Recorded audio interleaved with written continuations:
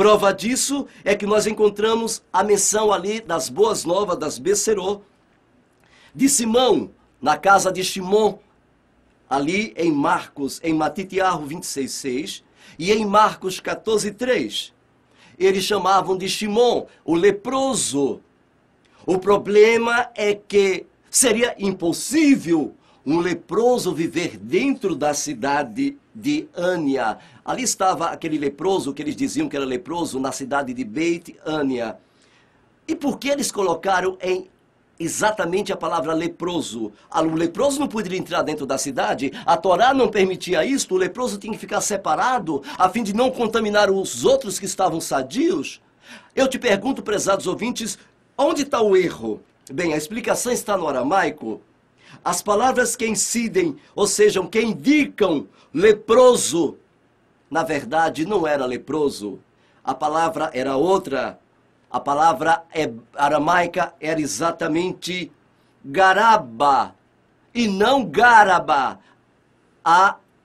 As palavras eram idênticas, porém o significado era diferente, porque a palavra garaba significa oleiro e não leproso. Então o verso de Matitiarro 26:6 era dizer que ali na casa de Shimon, o oleiro e não leproso. Aí você começa a sentir como a polissemia prova as mentiras desta Bíblia criada por Roma. Uma outra sequência, por exemplo, nós temos aqui outros versos que mostram claramente a indicação que exatamente existe milhares de erros. É o caso de Atos 8:27. Fala da história de Filipe.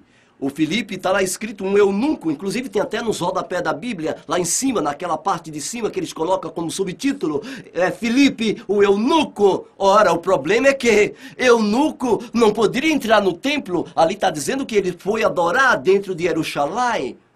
Ele não pode entrar no templo porque o eunuco era proibido para adorar.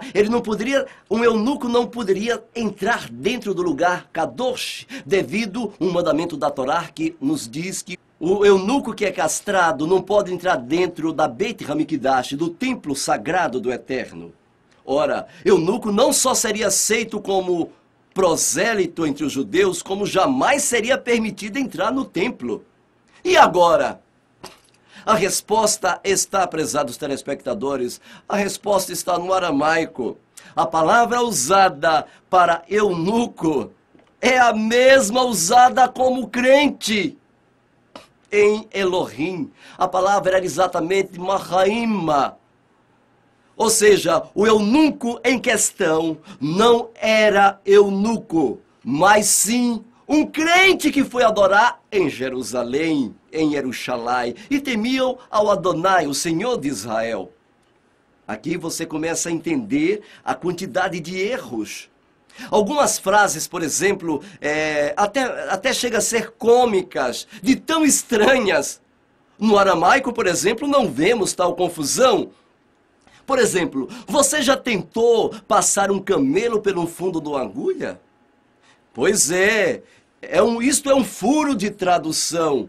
Pois em Matitiarro 19:24, Marcos 10:25, Lucas 18:25, eles tentaram fazer isso. Que coisa terrível. A palavra em questão, no aramaico, é gamla. Da forma como ela é escrita, sem vogais, pois a palavra do aramaico não possui vogal e nem no hebraico. Pode tanto indicar camelo como corda. A última opção, obviamente, é que está claramente correta. O escritor, seja o apóstolo, o Talmidim, escritor, estava se referindo a barcos, a cordas que puxavam os barcos. Ao escrever em aramaico, o texto fica correto. É mais fácil uma corda passar pelo fundo de uma agulha. Era exatamente isso e não camelo. Que coisa terrível. Outro exemplo, você já salgou, prezados ouvintes, alguma coisa com fogo? Pois é, parece que o nosso tradutor para o grego fez uma grande confusão em Marcos 9:49. No grego, fala em salgar com fogo. Misericórdia. O problema é simples. A palavra que é usada para salgar também poderá ser usada como pulverizar, no sentido de destruir. O interessante aqui é que parece que o tradutor estava cansado, ou cochilando, ou dormindo na hora que estava traduzindo. Se lembra? Eles usavam, não tinha luz elétrica, era o candeeiro que eles usavam, luz, a vela, era azeite de oliva, eles usavam. Então, ele estava cochilando nesta hora. E o que foi que ele fez? Influenciado pelo texto seguinte, que falava lá embaixo sobre o sal da terra, ele então colocou salgar com fogo. Misericórdia, contudo, nada tem relação com essa frase. Além disso, outro erro que não aparece no aramaico é o fato em que Matitiahu 27:9 cita Zacarias 11, 12 e 13. Mas diz que o texto é de Emiarro, Jeremias. Que furo de tradução! No aramaico diz, assim diz o profeta, sem citar nomes. Em Marcos 2:26, por exemplo, o grego cita Abiatar como sendo o sumo sacerdote nos tempos do rei Davi. Contudo, em 1 Samuel 21, versículo 1 e 22, versículo 20, dizem que Aimeleque, pai de Abiatar, é que era o sumo sacerdote.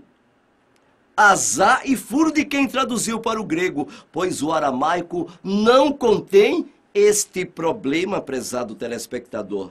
É incrível. Outro erro terrível, um dos grandes erros, é chamar o lago da Galil, que é de águas doces. Eu estive lá pessoalmente, lá em Israel. O lago da Galil, eles chamam eles chamam de Mar da Galileia. Que mentira!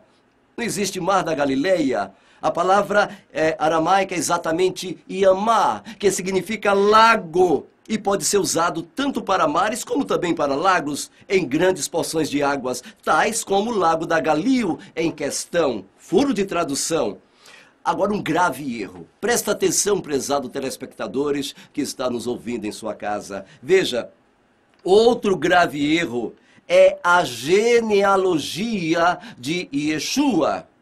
Veja, em Matitiahu, a genealogia do grego não só difere de Lucas, como diz terem havido 14 gerações após Babel, mas cita apenas 13. Que negócio é esse?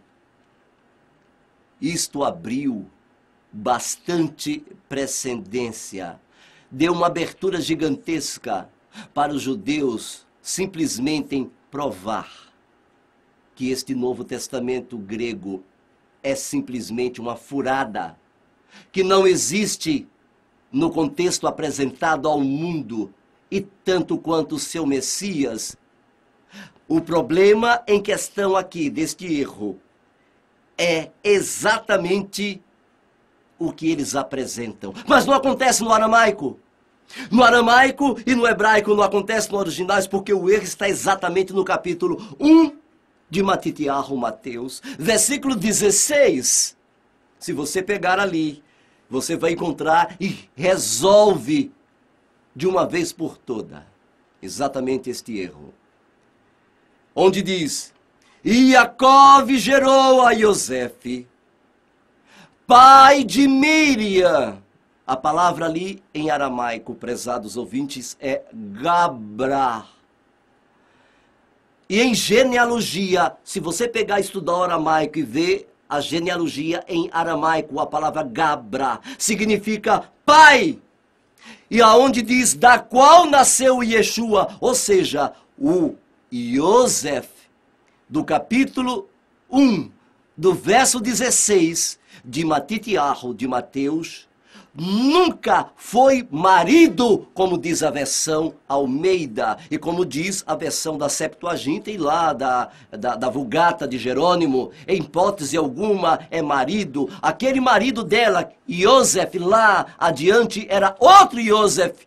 Ou seja, o Machia descende de Davi através de Miriam,